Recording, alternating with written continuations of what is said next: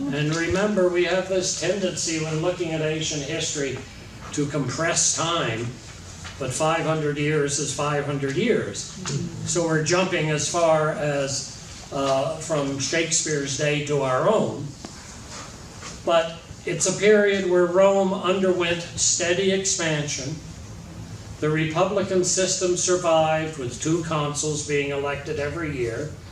The social problems of the patricians and plebeians were solved, but still Rome's power was held by a ruling elite of patrician families. One thing you'll notice is the reoccurrence of names in these plays. I mean, you get a Brutus over and over again. You get an Agrippa in Coriolanus and an Antony in Cleopatra. These are the same families. And again, it shows the continuity. I mean, how many of us know who our ancestors were 500 years ago? But these people very much knew of continuity, especially the matter of Brutus, which we'll get back to in just a minute. But eventually, problems developed. Basically, you have here a town which has grown, and which is developed, and which is controlling a lot of central Italy, and eventually southern Italy, the Spanish peninsula, Western Greek world, parts of North Africa, but the government doesn't change. Every year 2 consuls are elected, and there are a lot of underlying magistrates, praetors, tribunes, and so forth, basically elected every year. So there's this incredible turnover with a state which extends from the Atlantic to Central Asia Minor. So without this continuity, there's very great difficulty in governing. It became common to send former magistrates out to the provinces to rule, but they didn't necessarily have experience.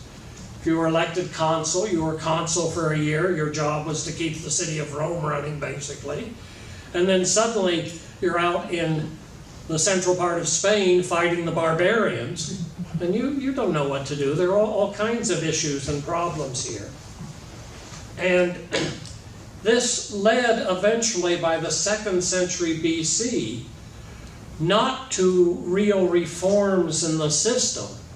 The system after 500 years was so hidebound, and the people running it saw no reason to change because they were doing well. You could be a consul, and then you could go to Spain or Greece or wherever, rip off the locals, come back wealthy. Why should you want to change the system like that? And so somebody said, well, you were ripping off the locals in Greece. We're going to put you on trial and prosecute you. But who is supervising the trial? The very guys who next year might be going out and ripping off the locals. They're not going to change the system. And so this leads to a series of powerful men who basically try to take over, try to tweak the system, not only for their own benefit, but to some extent for the benefit of the Republic. Some of these are better known than others. Pompey the Great is one. Even Antony, to some extent, fits into this situation. Before he went bonkers near the end of his life, he certainly was trying to put Rome back together again after the death of Julius Caesar. Octavius is certainly part of this attempt to seize control extra-constitutionally, we might say, in order to try to get a position of power that allows you to make necessary reforms. And that, of course, brings us to the most famous of these characters, Julius Caesar. He was born about 100 BC. He had a very good and solid career, provincial commands, magistracies, and so forth. He served in Gaul for 5 years. And alongside of him was a younger colleague, our friend Mark Antony, whom Caesar recognized as a protege relatively early on, and who was with Caesar on many of his campaigns Antony didn't really come out of nowhere, as it kind of appears in the plays. He too was a tried and tested servant of the Republic. And so, eventually, Caesar has gained so much power that people are beginning to mumble about it. He's been consul for several years straight. The Romans didn't like that, because that kind of meant that you might be thinking about being a king. And the Romans hated the idea of king. Rex was a dirty word. People holding too much power for too long. No, you don't like that. Some years, Caesar was the only consul. That makes it even worse. So by early 44 BC, there's a lot of negative stuff about Caesar wandering around. And the play begins at the Lupercalia in 44 BC. The Lupercalia is Groundhog Day. It's the midwinter festival. And it would have been sometime in February.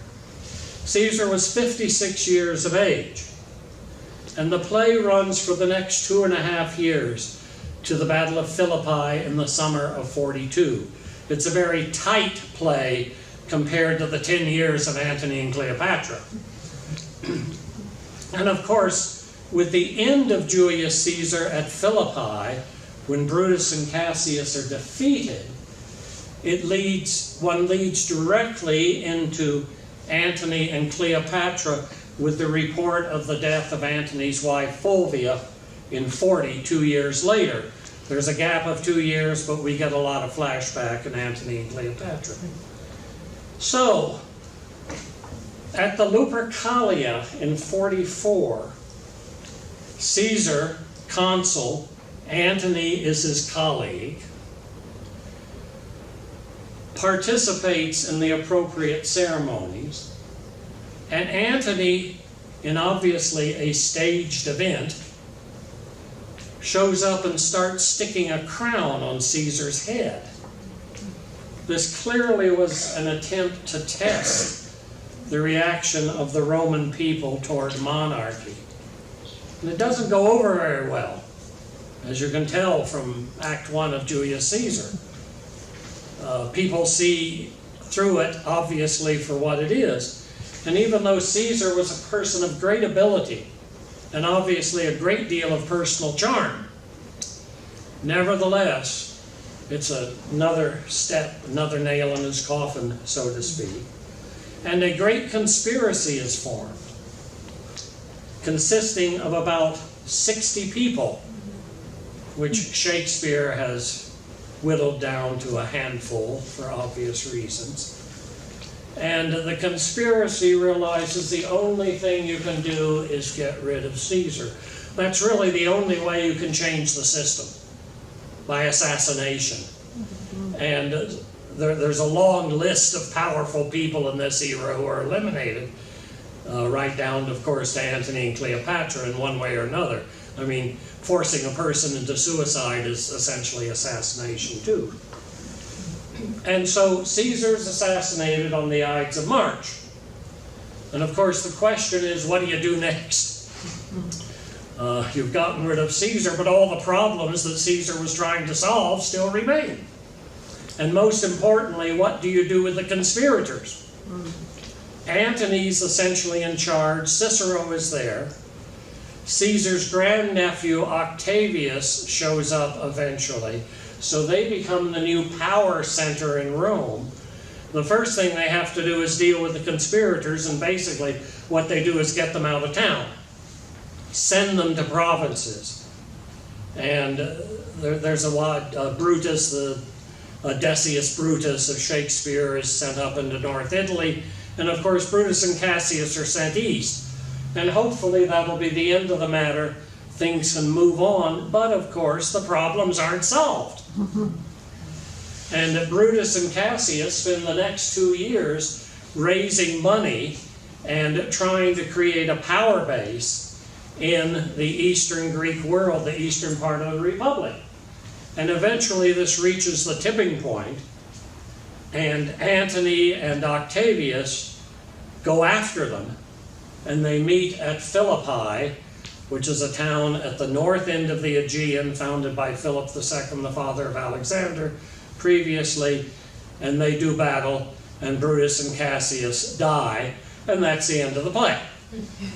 As I said, tight in the sense that it covers only 2 years, but a very complex situation. And the material is well documented, and some things you might think are made up aren't, like the mob attacking the wrong Cinna. That really happened. And both Cinnas, the conspirator and the unfortunate victim, are well-known people. The unfortunate victim keeps saying, "I'm Cinna the poet, I'm Cinna the poet," and we know about him as a literary figure.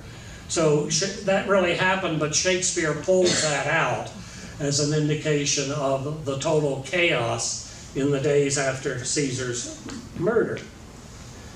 Now, how did Shakespeare handle this material? And it's largely from Plutarch. We'll talk about that in a minute. The largest oddity, in one sense, is the title of the play. Caesar is killed at the beginning of Act 3. And that's rare to have the protagonist bite the dust only halfway through the play. And the true protagonists really are Brutus and Antony, and to a lesser extent Octavius. Shakespeare probably chose the title because Caesar is the best known of these figures, maybe even in his day. And because Caesar is killed, obviously Shakespeare's primary source couldn't be Plutarch's biography of Caesar, which comes to a smashing end halfway through the play. And in fact, the events within the play only show up in 8 of the 69 chapters of Plutarch's Caesar. But largely, the source is Plutarch's Brutus and Antony, and to a lesser extent his Cicero, and also his Cato, who's Brutus's father-in-law, and who's the great-grandson of the more famous Cato, the one who ended every speech by saying Carthage must be destroyed. So there's a vast amount of material here, but it really isn't focused on Julius Caesar except in the first half of the play. Brutus, of course, appears throughout the play. He's a rich and well-rounded character, the noblest Roman of them all. And this is directly from Plutarch, whom you will remember. His biographies are moral characterizations. That's one reason they survived in the Christian world. And Brutus is a prime example of that. He was very conscious of his direct descendant from the Brutus who had ended the monarchy at the time of the rape of Lucretia. And this, of course, provides one connection that Shakespeare may have had in mind when he wrote the Coriolanus a little bit later. But Brutus was a very conservative person in the sense that he thought that the early years of the Republic were the ideal, and if you could get rid of people like Caesar, things would kind of automatically morph back to the good old days of the early Republic. And of course, we know the difficulties of this kind of thinking, but that's basically what Brutus was. But to call the play the Brutus, which in a sense makes dramatic sense, would mean a more obscure character and might cause confusion between the Brutus of the Caesar era and the Brutus of the beginning of the Republic, to say nothing of the Brutus in Coriolanus that's coming along. And since Shakespeare had already written Antony and Cleopatra, he could hardly call the play the Antony, unless he wanted to go the route he does with his English history plays, Antony Part 1, Antony Part 2, which in one sense has a certain amount of sense, but no, that doesn't work.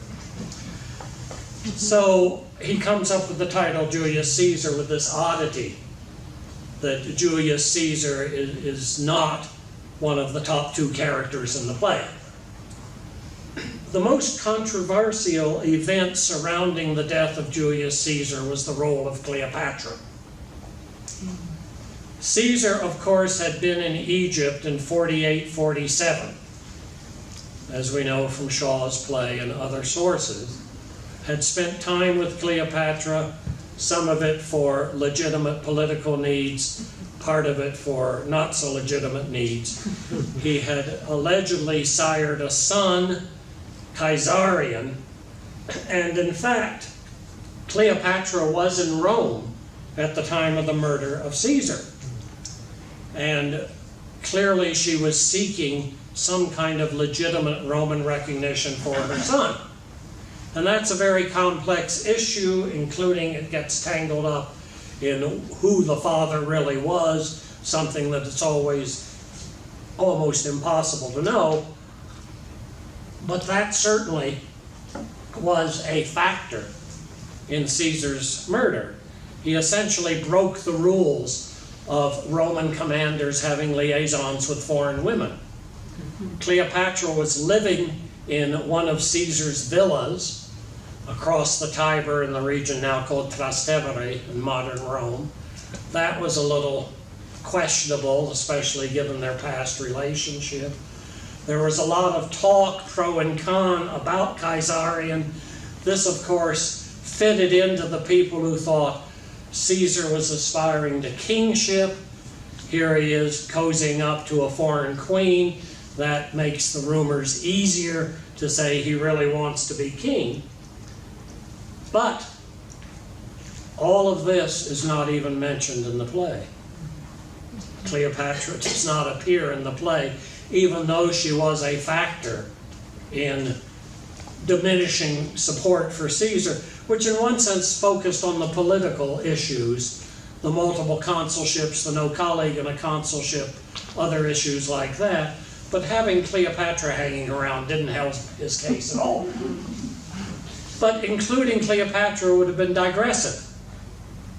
And Shakespeare probably felt like he'd said enough about her. So that's the biggest difference between the actual situation. It's as if Cleopatra really doesn't exist. Shakespeare also tightened the action, inevitably, as he always does. Just as we saw with Antony and Cleopatra, you wouldn't realize you're talking about a 10-year span. You wouldn't realize that it was a year between the Battle of Actium and the deaths of Antony and Cleopatra. Things move swiftly, even though the play only covers 2 years. Most of these differences are relatively minor. Octavius did not arrive in Rome for a month. And therein is another point that fits into the political context that Shakespeare pretty well ignores. Practically no one had ever heard of Octavius when Caesar was murdered. Octavius is Caesar's grandnephew. And this again gets tangled into whether or not Caesarion is Caesar's son. Because Caesar's will said nothing about Caesarion, which is probably smart, and he was very diffident about his son by Cleopatra, so much so that competing legislation was in the Senate. One was that Caesarion was not the son of Caesar, if you can legislate that, and the other was that Caesar could have a son by anybody he wanted to. So that, in a sense, silly as it sounds, shows how difficult the situation had become, and why Caesar was in such difficulty when the Ides of March rolled around. Octavius was his grandnephew. He was his closest living relative to Caesar. He was off in the land of the Partheni, which is kind of in the former Yugoslavia, getting ready for a great eastern expedition that Caesar was planning to have. And so suddenly he gets the word that he is Caesar's heir. And he comes to Rome within about a month. He's 18 years old. Nobody's ever heard of him. And as you can imagine, nobody takes him seriously. One of the biggest mistakes in Roman history ever made. Antony, of course, is offended that he's not Caesar's heir. And that is the beginning of the animosity between the two of them that lasts till the end of Antony's life. And in the Roman system, being heir doesn't only mean you might get some money. It means you basically inherit the prestige of the power of the person whose heir you are. And of course, when you're the heir of Caesar, that means a lot. And so Octavius shows up in Rome in April and announces that he will accept Caesar's bequest, even though his stepfather said, don't even think about touching it. And the world would have been very different if he followed that advice. And Octavius then adopts as his official name Julius Caesar Octavius, which is why he shows up in Antony and Cleopatra as Caesar a lot, which can be very confusing sometimes, and in the ancient sources. You get references to Octavius, who of course is the first future Emperor Augustus, as Caesar, and sometimes you don't know who's being talked about. So Octavius shows up, everybody says kind of get lost kid. They don't really respect him, but he obviously grabs a great deal of power very quickly, and he and Antony get together rather reluctantly to deal with the conspirators, and by August of 44, Brutus and Cassius are pushed out of town. Now, between Acts 3 and 4, the play skips over most of 43 BC. We basically jump from the latter part of 44 down to the beginning of 42, mostly with the events in Greece, when the forces of Antony and Octavius on the one hand, and Brutus and Cassius on the other hand, come together at Philippi in northern Greece. And of course, with the death of Brutus and Cassius, and again, these are solid historical events, the play is essentially at an end. And Antony and Octavius have divided the world between them. Octavius will go back to Rome and take care of the West. Antony will stay in the East and try to resolve the mess that Brutus and Cassius have made of things. And this, of course, leads to him setting up his headquarters at Tarsus, summoning all of the monarchs of the East, including Cleopatra, and that wonderful eyewitness description of her barge coming up the Kidnus River, and we know what happened then. So, despite condensation, Shakespeare was really at his best when he elaborated on the material from Plutarch. The most famous example is Antony's funeral oration. As surviving consul, as head of state, we know he would have given such a thing. We have no words in any ancient text as to what he might have said. The only thing that corresponds to something Shakespeare mentions is the revealing of the bloody toga. Other than that, the funeral oration, which is certainly one of Shakespeare's great moments, is totally Shakespeare, nothing from antiquity. And the same can be said for Antony's eulogy of Brutus. Again, not in the sources, but a really solid characterization of Brutus as he has appeared throughout the play and as he appears in Plutarch's biography. The events of the actual death of Caesar are greatly expanded. In one sense, that's obviously a dramatic high point that comes right at the middle of the play. Especially the conspiratorial meetings before.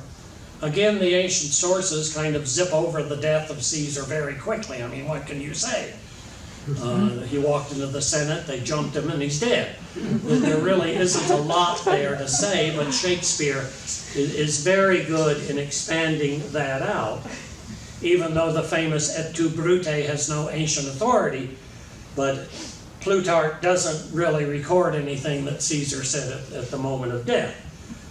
But it's a dramatic moment, and of course using Latin gives it to an English-speaking audience in a totally different way. For dramatic effect, Brutus learns of his wife Portia's suicide, but she actually committed suicide after his death by the inventive method of inhaling steam from hot coals. So that again really shouldn't be in the play at all, but it's pushed back to shortly before the end to give heavier drama. And Shakespeare does indulge in name adjustments, as we know, for euphonic and metrical reasons. The obvious ones are things like Antony instead of Antonius and the like, but Portia is another one. The name is actually Porcia or Porcia. Most Roman names go back to primitive agricultural farming techniques, and the Porcius family was probably pig farmers.